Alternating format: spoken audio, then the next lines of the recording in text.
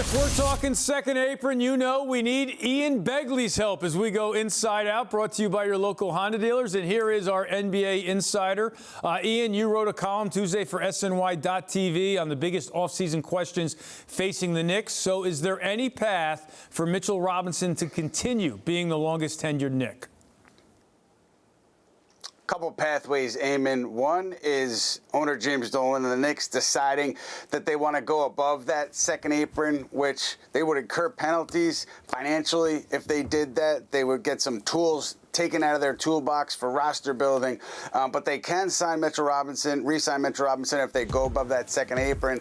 The other wrinkle here is, Karl Anthony Towns extension eligible this summer. So if James Dolan and the Knicks wanted to go above that second apron, there's a world where Towns extends at a certain number, and then the Knicks are able to dip back below that second apron the following season, which is helpful with these penalties. But outside of that, it's hard to see an avenue here for Robinson and the Knicks. All right, from the longest tenured Knick to the second longest tenured Knick, Deuce McBride. He's poised to make nearly $4 million next season. But how much of a lock is he to return?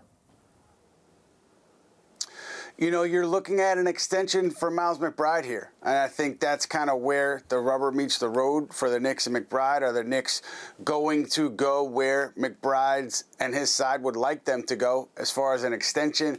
And if not, is it better for the Knicks to move McBride at this point? Now, the wrinkle here is you lose Mitchell Robinson because you don't want to go above the second apron.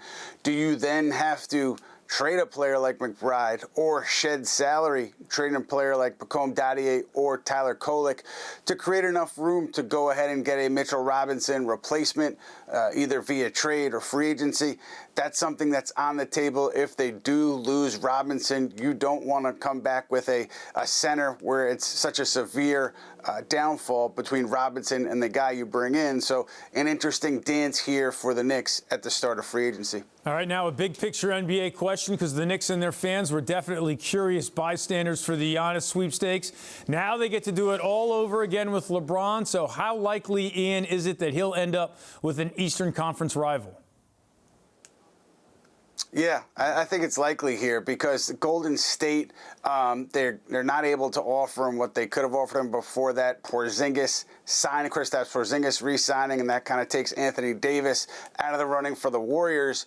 And so the next two logical steps here are Miami, where obviously he played and won titles, or Cleveland, which is where he started and won titles. I think those are the storybook endings here and the place where LeBron can find that happiness that he's reportedly looking for. So, yeah, I think it's likely that he ends up back in the Eastern Conference, and then the Knicks will see him several times a year during the regular season, and it'll be a lot of fun. Yeah, feels like 2010, 2014, and 2018 all over again. Ian Begley, thanks for joining us here on Honda Sports Night.